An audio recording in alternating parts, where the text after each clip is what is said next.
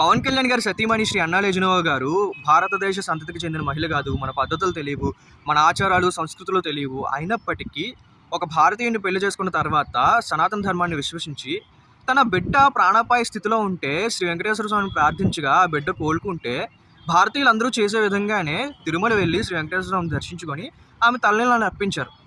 ఒక విదేశీయురాలు అయ్యుండి మన సనాతన ధర్మాన్ని విశ్వసించి మన ఆచారాల్ని అవలంబించుకొని ఆచరిస్తున్నందుకు గాను ఆమెను అభినందించాల్సింది పోయి కొందరు చీప్ లత్కూరగాళ్ళు వచ్చి నోటికి వచ్చినట్టు మాట్లాడుతున్నారు. పవన్ కళ్యాణ్ పాపం పూర్తి డ్రెస్ చేసుకొని ఆయన మా సనాతనవాది అయిపోయి పాపం నిజంగా నాకైతే బాధ అవుతుంది.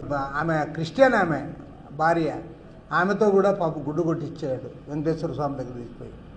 నాకు సిపిఐ పార్టీ మీద, కార్మికుల కోసం, కార్మికుల హక్కుల కోసం పోరాడుతున్న నాయకుల మీద చాలా అంటే చాలా గౌరవం ఉంది.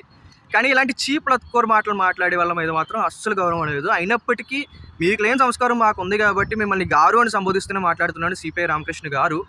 భారతదేశంలో ఏ మతానికి సంబంధించిన వారైనా, ఏ ప్రాంతానికి సంబంధించిన వారైనా ఇతర మతాల ఆచారాలని, వారి సాంప్రదాయాలని అవలంబించుకొని ఆచరించే హక్కు, ఆ స్వేచ్ఛ భారతదేశంలో ప్రతి ఒక్కరికి ఉంది. భారతదేశ రాజ్యాంగం ఆ స్వేచ్ఛను కల్పించింది.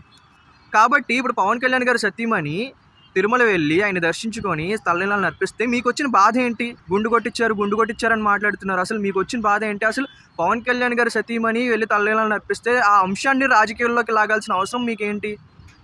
ఇంకొకసారి కానీ సనాతన ధర్మాన్ని అవలంబించుకొని ఆచరిస్తున్న మహిళల మీద కానీ, భక్తుల మీద కానీ, విశ్వసించిన వాళ్ళ మీద కానీ ఇలాంటి చీప్ లత్కోర్ మాటలు మాట్లాడితే మేం కొట్టిస్తాం మీకు గుండు.